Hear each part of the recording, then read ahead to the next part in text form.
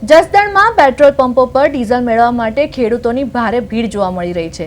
Bypass road પર આવેલા Sojitra petrol pump સહિત અનેક સ્થળોએ વહેલી સવારથી જ લાંબી લાઈનો લાગી છે। ગ્રામ્ય વિસ્તારોમાં ડીઝલ પૂરતું ન મળતા ખેડૂતોને ભારે મુશ્કેલીનો સામનો કરવો પડી રહ્યો છે। છેલ્લા 3 દિવસથી ડીઝલ મેળવવા માટે ખેડૂતો હેરાન પરેશાન થઈ રહ્યા છે અને તેની સીધી અસર ખેતી કામ પર પડી રહી છે।